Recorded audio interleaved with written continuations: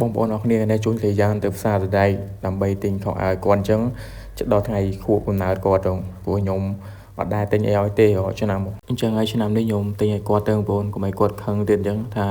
រាល់ឆ្នាំតែបានអីអញ្ចឹងខួបកំណើតគាត់ហើយនេះតន់ដល់ទេបងប្អូនគាត់ថាយើងជូនទិញឲ្យគាត់ឲ្យទៅព្រោះថា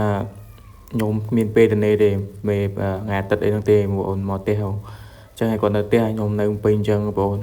ចឹងថ្ងៃខួបគាត់ហ្នឹងគឺអត់ចំថ្ងៃអាទិត្យដែរបងប្អូន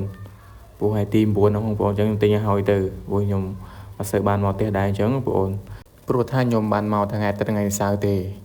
ព្រោះថាក្រៅពីហ្នឹងខ្ញុំធ្វើការដែរអញ្ចឹងបងប្អូនហើយគាត់នៅផ្ទះនៅអីអញ្ចឹងមើលកូននោះ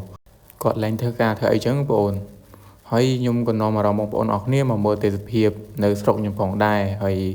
ថាទេសភាពនៅស្រុកខ្ញុំស្អាតឬអត់អញ្ចឹងបងប្អូនហើយនេះគឺរដូវប្រាំងបងប្អូននិយាយថាមេឃរបស់យើងបងប្អូនរដូវប្រាំងដូចខែវស្សាអញ្ចឹងបងប្អូនហើយខ្មៅពពកខ្ញុំមកពេលព្រឹកបងប្អូនហើយខ្ញុំមកពីពេញភ្លៀងបងប្អូនហើយនៅនេះគឺអត់ភ្លៀងទេនៅស្រុកខ្ញុំបងប្អូនមិនសាឡាថេងបងប្អូន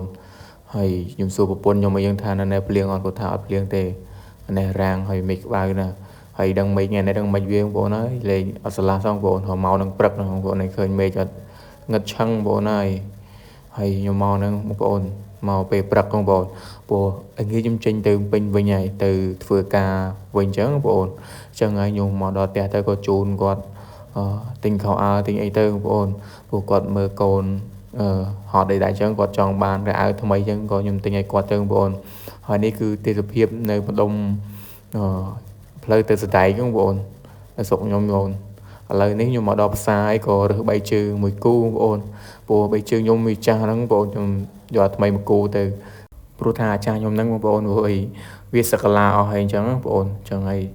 ទិញថ្មីពាក់ទៅហើយយើងមកផ្សារអញ្ចឹងបងប្អូន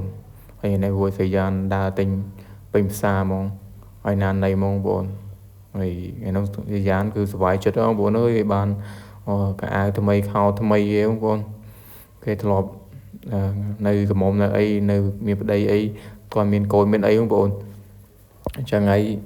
គេទិញអីបានចិត្តណាគេអ្នករលុយអញ្ចឹងឥឡូវគេអត់គេបានរលុយអញ្ចឹងគេសុំខ្ញុំទិញអញ្ចឹងខ្ញុំគាត់សុំទិញអញ្ចឹងក៏ខ្ញុំអត់ដាច់ចិត្តដែរព្រោះប្រពន្ធគាត់ចង់សុំទិញកៅអៅថ្មីអញ្ចឹងក៏ឲ្យគាត់ទិញទៅបងប្អូនហើយមកដល់នេះក៏ខ្ញុំរើផ្លែត្នោតអីពី3ថងបងប្អូនផ្លែត្នោតខ្មែរយើងបងប្អូនយកទៅផ្ទះវិញអញ្ចឹងបងប្អូនហើយក្មួយគាត់ហូបផងអីអញ្ចឹងយើងច្រើនដែរមិញ4-5ថងបងប្អូនឥឡូវខ្ញុំមកកន្លែងម៉ូតូវិញហ្នឹងបងប្អូនហ្នឹងហើយបងប្អូនវីដេអូយើងក៏ដល់ទីបញ្ចប់ដែរបងប្អូនហើយកុំភ្លេចចុច Subscribe YouTube ខ្ញុំនៅវិញផងដើម្បីទទួលវីដេអូថ្មីៗ